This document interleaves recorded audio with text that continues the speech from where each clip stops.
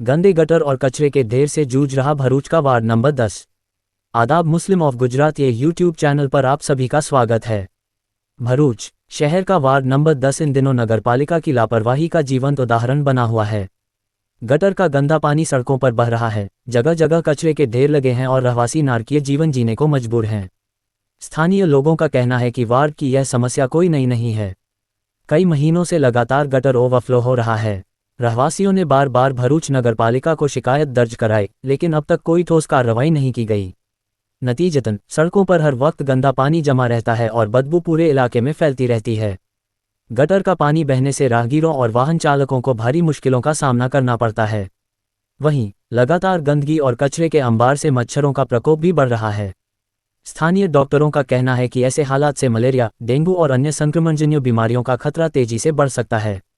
भरूच के समाजसेवी शोएब सूजनेवाला ने इस मुद्दे पर नाराजगी जताते हुए कहा कि नगरपालिका के अधिकारियों को बार बार अवगत कराने के बावजूद समस्या का समाधान नहीं किया गया।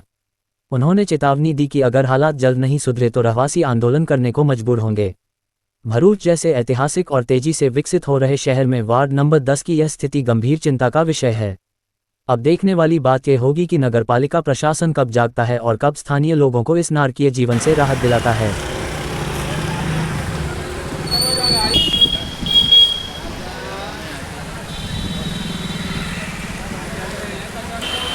ઘર સ્વચ્છ ભરૂચનું આ સૌથી ગંદો વોર્ડ જેને કહેવાય છે વોર્ડ નંબર 10 આ વિસ્તાર છે વોર્ડ નંબર 10નો ચોક વિસ્તાર કે જે 3 દરગાહ સુધી જાય છે। એ 3 દરગાહથી લઈને ચોક સુધી વારંવાર આ પાણી જોવા મળે છે। એવું લાગે છે કે વોર્ડ નંબર 10ની આ રોડને ઉપર આવેલી વહેતી નદી છે, ગંદી નદી કે અહીંયા બારે માસ જ્યારે પણ અહીંયા આપણે આવીએ છીએ ત્યારે આ જ પ્રકારનો દ્રશ્ય જોવા મળે છે। ભરૂચ નગરપાલિકા આપણે વારંવાર જોઈએ છીએ કે એના બળાઈમાંથી જોવા મળે છે કે આપણે સ્વચ્છ ભરૂચ બનાવીએ, સ્વચ્છ બોર્ડ બનાવીએ, સેનેટરી ઓફિસરના આપણે ફેસબુકની પર કે વોટ્સઅપની માધ્યમથી આપણે જોઈએ છીએ કે ઘણા લોકોને કચરા નાખતા પકડે છે। તો ઘણીવાર પણ એમને જ હું પૂછવા માગું છું કે તમારી સ્વચ્છતા ક્યાં છે? આ રોડ પર જ ગંદકી છે, રોડ પર જ ગંદકી છે ને રોડ પર જ લોકો કચરો નાખે છે, તો સ્વચ્છતા ક્યાં છે? હું સેનેટરી ઓફિસર સાહેબને, સેનેટરી શાખા સાહેબને, ચીફ ઓફિસર સાહેબને પૂછું છું કે આ શું છે, આ બધું શું છે, આ સ્વચ્છતાનો કયા અભિયાન છે કે તમે જે ચલાવી રહ્યા છો? અહીંયા અવર જવર કરતી પબ્લિકને, રાહદારીઓને કેટલી તકલીફ પડી છે કે નગરપાલિકામાં બેઠેલા ઓફિસરોને ખબર નથી પડતી। અને અહીંયા અમુક લોકો છે જે સવારથી ફોટો સેશન કરવા ચાલુ પડી જાય છે કે આ મેં કરાવ્યું, આ ફલાણે મેં કરાવ્યું, આ દીકરા મેં જ કરાવ્યું। આ મેં કરાવ્યું તો આ કોણે કર્યું? આ ગંદકી કોણે કરી છે?